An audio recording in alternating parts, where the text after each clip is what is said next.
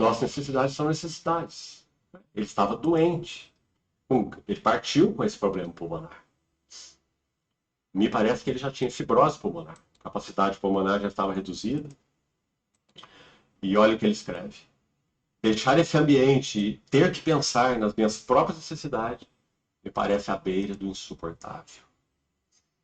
Então, meus amados irmãos, nós fomos chamados para conhecer, por revelação, do Espírito e na palavra.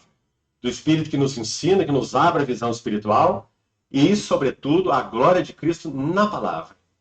E trazer essas glórias à vista de outros. Isso é ministério cristão. Que o Senhor levante. Eu sei que há mais de uma assembleia aqui e sei que também estou falando para muitas outras assembleias.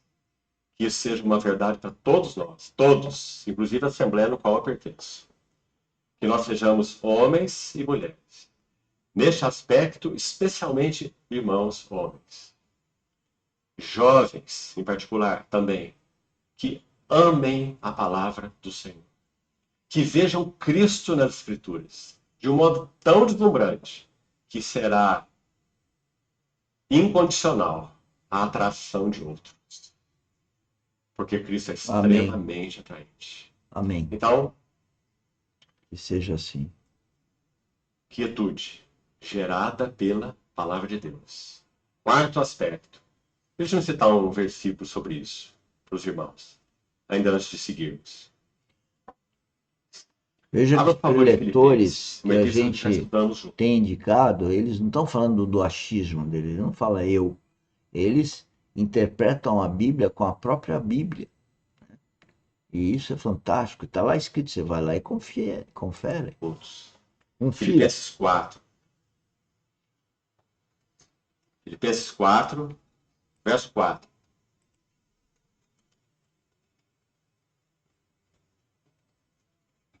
Filipenses 4, 4. Alegrai-vos sempre no Senhor. Outra vez digo, alegrai-vos. Agora aqui. Seja a vossa moderação. Sentido de moderação é ser calmo, brando, suave. Seja a vossa moderação conhecida de todos os homens. Agora tem aqui uma frase muito interessante. Apressadamente, nós podíamos interpretá-la como sendo a iminência da vinda do Senhor, né?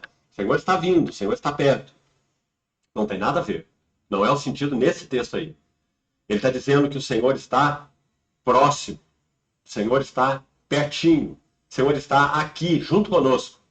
Perto está o Senhor. Aí ele vai dizer, então, não andeis ansiosos de coisa alguma. Depois ele vai falar sobre a paz de Deus. É mais do que a paz com Deus. Romanos 5 diz que justificados, pois, pela fé, nós temos paz com Deus. Essa é uma paz que, em Cristo que nos trouxe reconciliação com. Aí não é essa paz. Aí é uma paz além da justificação, da paz com Deus. É a paz de Deus. Nós podemos ter paz com Deus, mas não estar. A verdadeira paz, a verdadeira alegria está em Cristo. E as pessoas ficam fazendo balada, festa, tomando vinho para ter alegria. Mas a verdadeira alegria está em Cristo. Por isso que é deixar os afetos do mundo para se concentrar em Cristo. Viver em Cristo. Porque ele passa a ser seu cabeça. Se ele passa a ser o cabeça, você acaba tendo uma tranquilidade. Tendo o Espírito Santo governando as suas ações. As suas ações, governando as ações. É isso mesmo. Você tem que ouvir e fazer. Estarmos vivendo na paz de Deus. Então ele vai dizer a paz de Deus que excede o entendimento. Graças ao Senhor, meus amados irmãos. Basicamente, todos nós aqui já passamos por situações em que experimentamos que a paz de Deus excede entendimento, porque se dependesse do entendimento, nós estaríamos perdidos, confusos, oprimidos, não é? Mas é a paz de Deus que Por isso tem muita gente que está confusa, está oprimida, culpando os outros pelos seus tropeços, pelos seus problemas, agitadas com as coisas do mundo. não têm a tranquilidade no coração do Espírito Santo. Não tem. Agitadas. E estão querendo culpar o outro, estão querendo se defender, se justificar, explicar. Isso é coisa de Satanás na mente das pessoas. Mas elas não se apercebem mais. Mentem, dissimulam, não cumprem obrigações. É muito triste. Cede entendimento, porque coração é mais do que entendimento. Muito mais. Quarto aspecto. Quietude nos abre para ouvir a Deus. Aqui nós podemos passar ligeiramente por ele, porque já fiz um comentário sobre isso. Livro de Jó, que já estudamos juntos. Um dos versículos mais importantes do livro de Jó, sabe qual é? É o último do capítulo 31. Quando ele para É de o falar. verso, se não me engano, 40 do capítulo 31. Sabe o que diz lá? Fim das palavras de Jó. Pois é, meus queridos. O importante não é falar, o importante é ouvir. Ouvir o Espírito. Jesus Cristo falou várias vezes: quem tem ouvidos, ouça o Espírito. E as pessoas blá blá blá blá blá blá blá blá blá blá blá blá blá blá blá.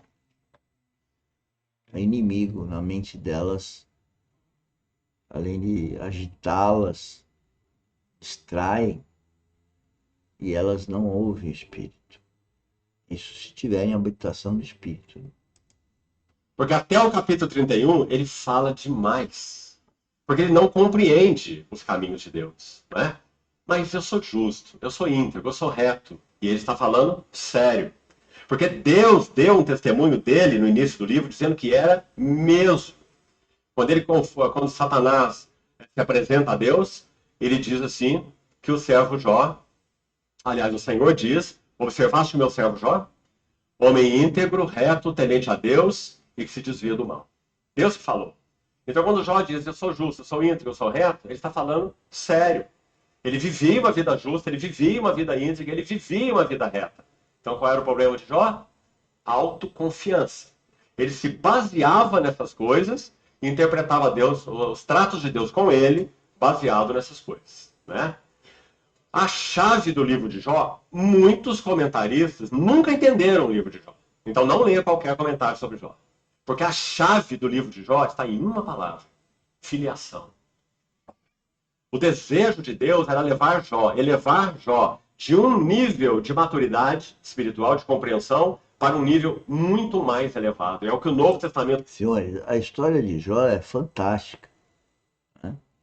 Eu, quando estudei a primeira vez, faz anos já, eu até peguei uma série de vídeos e passei para uma pessoa muito querida, para que ela ia ter uma viagem, eu gravei para ela, para que ela se visse lá no personagem, né? E toda hora eu me vejo nesse personagem, porque esses personagens da Bíblia são para você se identificar com eles no que você tem, porque eles são carnais e nós somos carnais. Então, se a gente não percebe o quanto que a gente é mentiroso, o quanto que a gente é dissimulado, prepotente, soberbo, a gente vai continuar cada vez mais enganados, achando que não somos e que os outros são. Né? O adultério, por exemplo, que eu sempre lembro disso, que é uma coisa muito forte. Né? Então, a pessoa acusa o outro de adultério. Mas espera aí, adultério? O rei Davi não adulterou e matou o marido lá da Batseba? E o que Deus falou sobre ele? Que ele tinha um coração segundo a vontade de Deus. E que significa isso? Significa o seguinte, é muito simples. É arrependimento que Deus quer. Porque todo mundo é podre, espiritualmente falando. Se tenho um espírito mortificado, como que eu posso ser uma pessoa que vou alegrar o meu Pai Celestial? Como eu posso ser filho de Deus se eu rejeito Deus, se eu desobedecer como a raça humana fez lá no Éden, através de Adão e Eva? Que a gente desobedece Deus e Deus vai cuidar da gente? De onde que tiraram isso, hein? Da religião. Isso é falso. Assim como Jó também se achava, como ele era rico, tinha muitos filhos, mais de 10, tinha tudo, perdeu tudo. Aí depois ele conheceu Deus, aí ele ganhou tudo em dobro. Mas por quê? Porque ele se arrependeu, ele entendeu que Deus queria que ele se elevasse espiritualmente. E Deus quer que todos nós sejamos filhos dele. E mais, que sejam filhos maduros. E é isso que eu estou fazendo aqui.